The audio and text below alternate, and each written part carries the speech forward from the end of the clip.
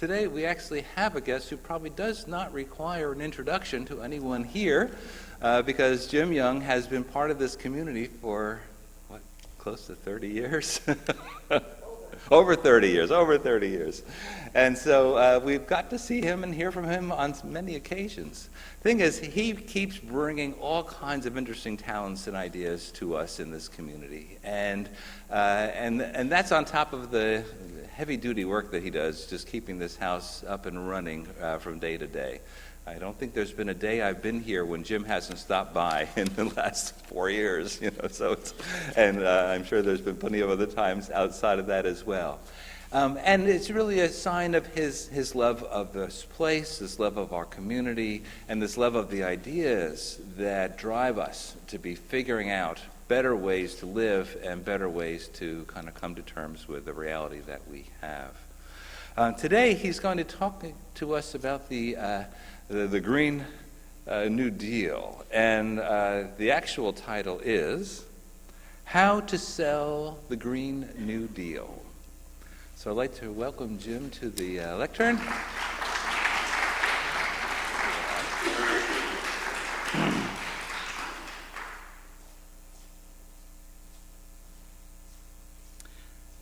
A question to ponder is, why are your kids always late? Right? Tomorrow's Earth Day. I got my green vest on, ready to celebrate that. Last week we had Bob Whitaker here, who gave a fantastic display with all about climate change and the critical nature of it. And we were left with that inexplicable wonder at, well, why isn't everybody on board to do this?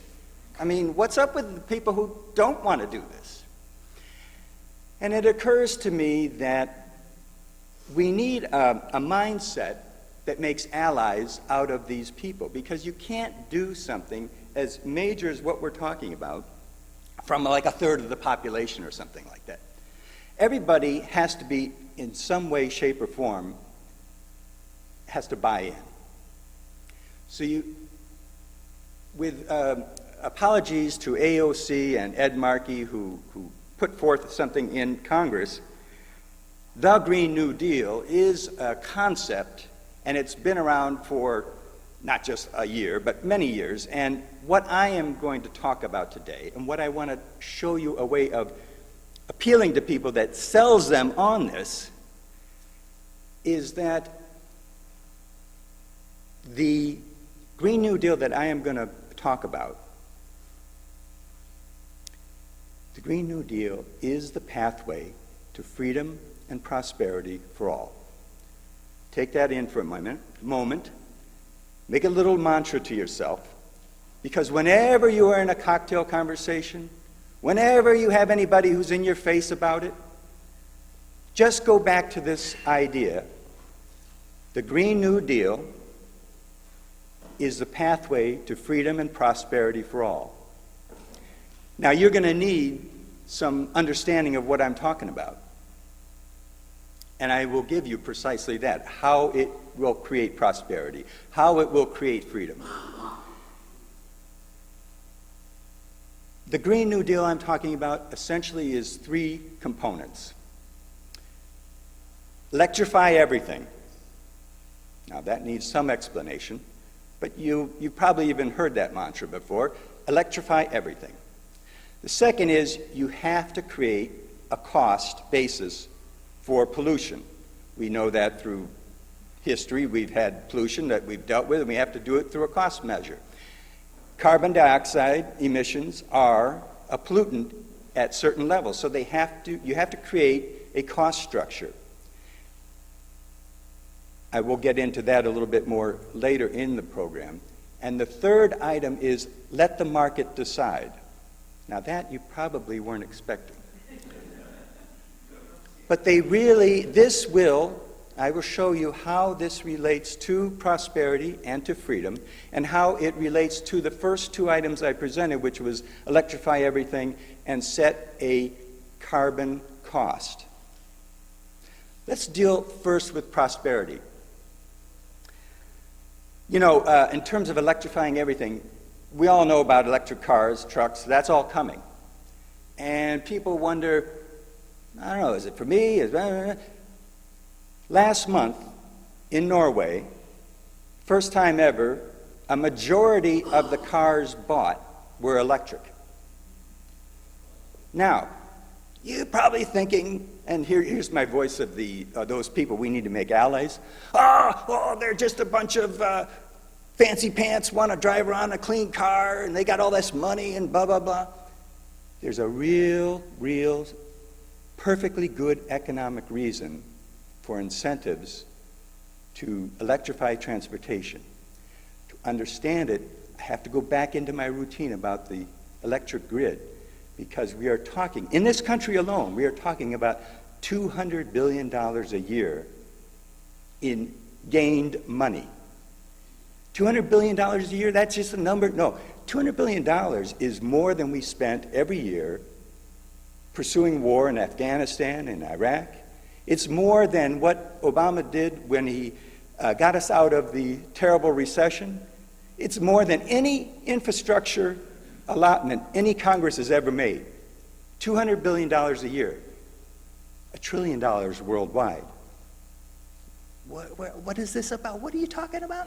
I'll show you. 24 hours, 3 a.m. You have to understand that the electric grid always has to be supply and demand equal, can never be off. That's the whole job of a utility, is to keep those the same. So what happens at 3 a.m. when you're sleeping? The power demand's way down here. And then everybody wakes up and it goes up. 6 in the afternoon, it's way up here. Then at night it goes down. So what about the supply? They have to match it. So supply goes up. And here, the peak. How much capacity do we need in the U.S.? Well, here's your peak. And let's say it's the peak of peaks we're going to plan for. And then you got to have 15% just in case. So this is our electrical capacity in our country. And this is our nighttime demand. How much difference are we talking about? Half. Half of our invested electric generation is sitting idle while you're sleeping. If you electrified every single car, every single truck, bus, delivery van, you name it, how much more electricity would we need? They have it worked out within a percentage or two. It's 35%. So that 35% fits right in here, and we're not even up at the top. We don't have to invest any more in electric generation to run every single car. This is why Norway is putting lots of money into it, because they have completely clean electrical generation just sitting around idle at night. All their hydroelectric plants, they can run every automobile for free, essentially. China, they're on target to be 10% electric, and that's the biggest car market in the world, far bigger than the US. California, likewise, will be at about 10% this time next year. It's coming, and it's coming very fast, because it makes such economic sense. The prosperity is there to be had. But wait a minute. You still have to generate the power, right? And it'll just mean more coal. We're just going to switch the pollution from the tailpipe to the smokestack. Doesn't really have to be that way. First of all, now we're into the second point, you have to have a cost for greenhouse gas emissions. Now, how you go about that? There's a multiple number of ways. You've probably heard carbon tax, right? They go up and scream about that. And I got to be honest with you, I was about a year ago, even 6 months ago, I bet, I was still in favor of a carbon tax. But the more I have studied it in detail, I've come to realize the very best way of doing it is with an emissions trading scheme. Now, you might think to yourself, we're going to trade in carbon dioxide emission? That's an abomination. Not really at all. Think back, some of you are old enough to remember acid rain. Over 30 years ago, right? We knew it was killing us, it was a terrible thing. How are we going to get rid of it? Some people wanted to make taxes go up and let the government go in there and put all kinds of stuff that would stop it.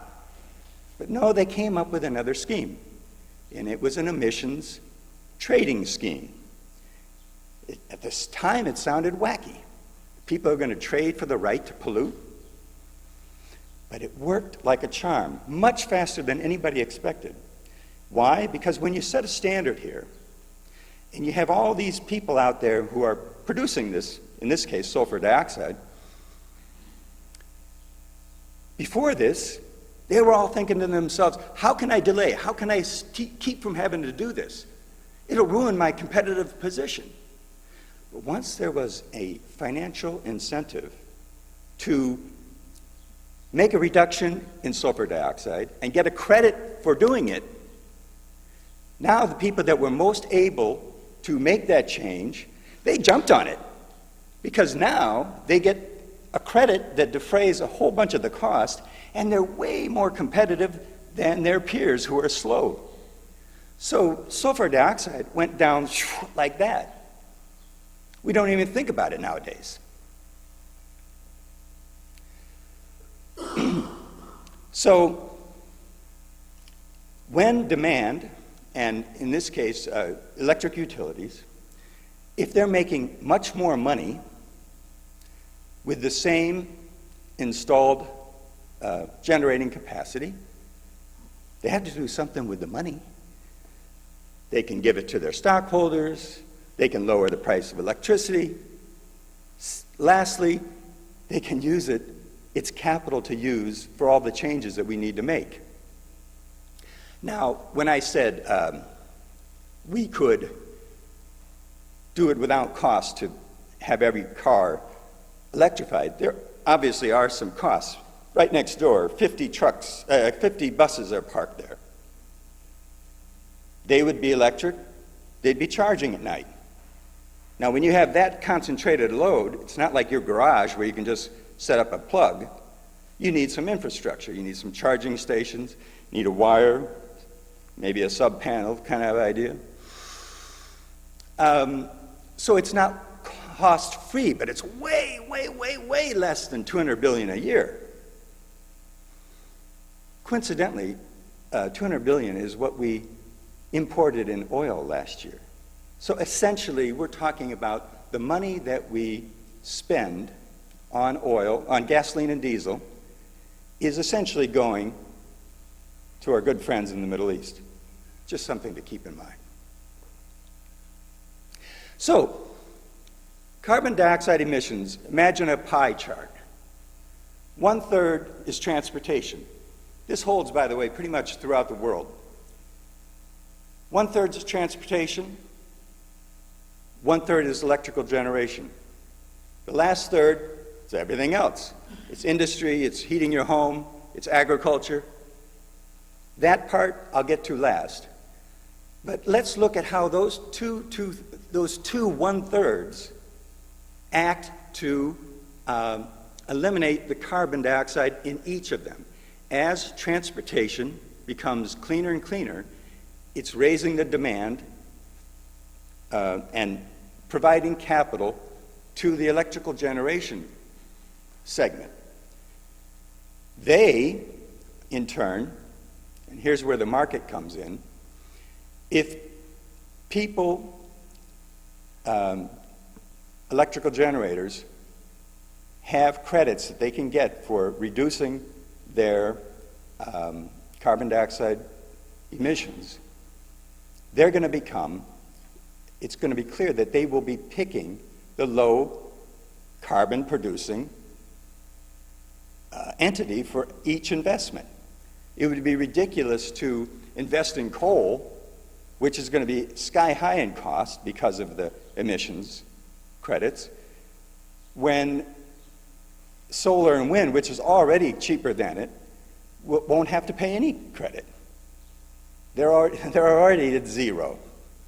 So those two entities, and that's 2/3 of our carbon dioxide, over time they will squeeze out and become ultimately zero. Now, how does this relate to then the third part?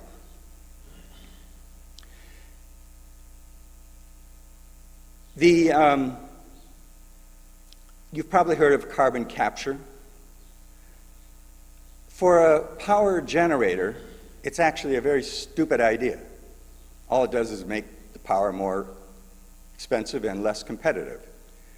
Now, in the credit regime I'm talking about, if a group chose, let's say West Virginia, which gets 98% of its power from coal, if they decided they simply couldn't make the transition quick enough, sure, they could do carbon capture. It would still become a very expensive proposition. So everybody will change. Coal will be gone in no time. The real nugget that we have to work on is natural gas. But there too, if you have an emissions trading scheme, they are going to want to become less emitting. And what's the easiest, simplest, fastest way for them to avoid emissions? It's tightening up all the joints. Everywhere along the pipeline route, from where they take it out of the ground to the electrical generation, there's leaks everywhere. Nobody's doing anything about it because nobody wants to be the first one to do it and be at a competitive disadvantage. But as soon as there's a credit out there, they're going to jump on it because it's really simple. And it actually benefits their bottom line. I mean, they're in the business of selling natural gas, right? Why let it go away? It's already in your pipe. Just tighten the joints, dude. You would think that would be like so simple. Just make a rule and do it, right? But here's where I'm going to get into a little bit of an ethical concept.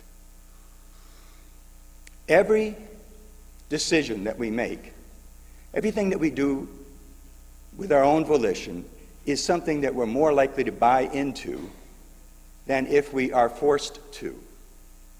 This is why I'm a big proponent of market-based solutions. So when I say let the market decide, you have to have a structure that accounts for all the things you don't want, and then within that, people are going to make the right choice because they're not stupid. They're going to want to get the advantage. But when people choose to do it, rather than comply with the order, they buy in. It's their act. It's not what they're being forced to do.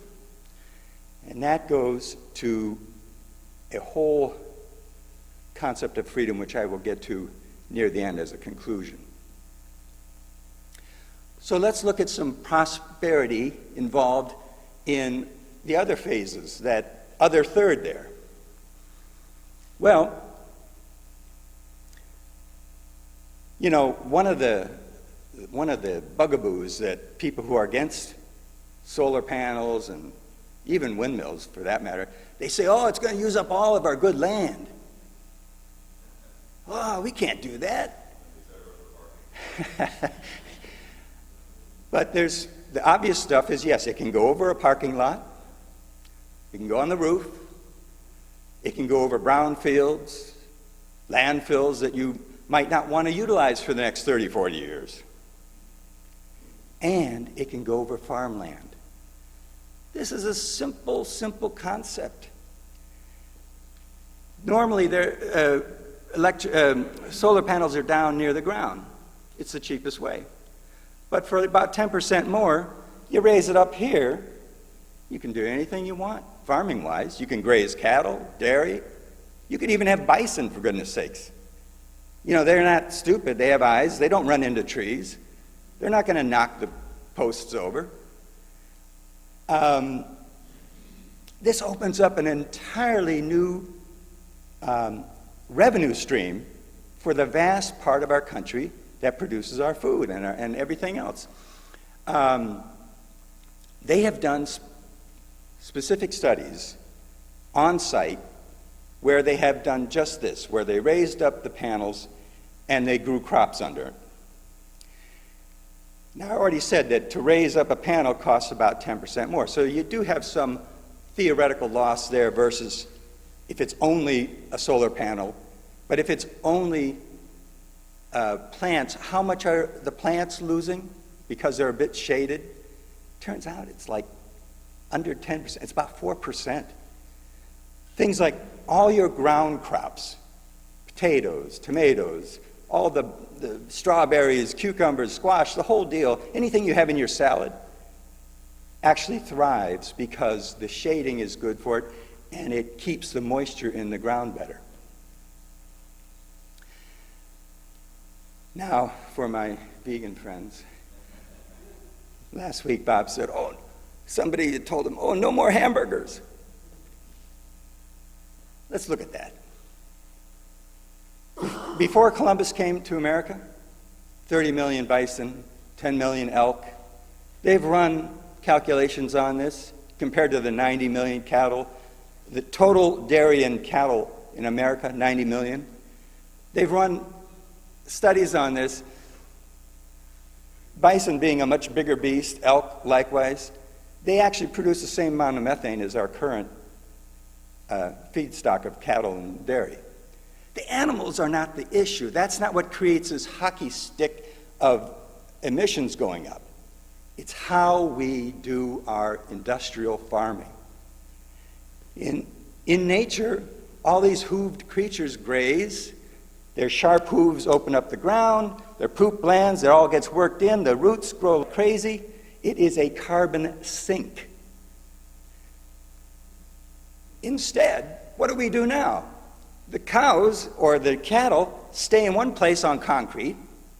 Their food is brought to them. It's fertilized with natural gas-derived ammonia. We drive diesel trucks and tractors to get it and harvest it and drive it to the creatures that are going to eat it. And they're sitting there, they're standing there, and they're pooping in one place. And what does that do? Instead of becoming natural fertilizer, they send it out to 1 acre lagoon and it's a toxic waste site. How idiotic is this? Now, when you have a emissions credit, now all of a sudden things change. If you're going to raise your cattle and your dairy to be a carbon sink, you get money. If you're going to raise your cattle with grain that you essentially is nothing more than modified natural gas, you're going to pay a price. So now we have this expensive grass-fed beef in our supermarkets because the scale is so small. And I guarantee you they're not putting solar panels over to get an extra 86% of revenue stream. And we have cheap hamburger that's based on factory farming. So that burger, yes, is going to become more expensive. And the grass-fed is going to drop down. Set the parameters, that's what government should do. Set the parameters, and the market will follow in the right way. Nobody's going to choose to have the worst thing for the world rather than the best thing, if at least they're similar in cost. I'm going to conclude relatively early because I want to be able to talk about questions that you might have. And I could go on with a gazillion aspects of prosperousness. Now I want to address freedom.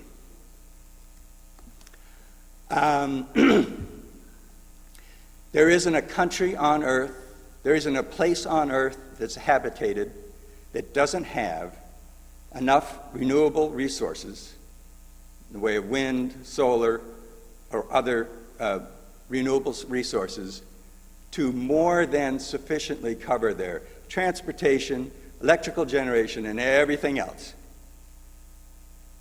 It's all just a question of capital use and willpower. How different would the world be if our resources were not concentrated in a few places that then had to be guarded with tanks and rockets? How would you feel as a general if you knew that the farthest you really had to protect our country was the 30 miles of windmills out beyond our coasts, instead of guarding the Straits of Hormuz? And how would we feel as a people if Nebraska was suddenly far more prosperous? If we weren't feeling guilt that everything we ate, we consumed, that we used, that we drove, might in fact be ruining our world for our grandchildren? That's a kind of freedom maybe you can't even buy. And yet, in fact, we can. It's just money. And we have the money. I'm going to stop there and open it up for questions.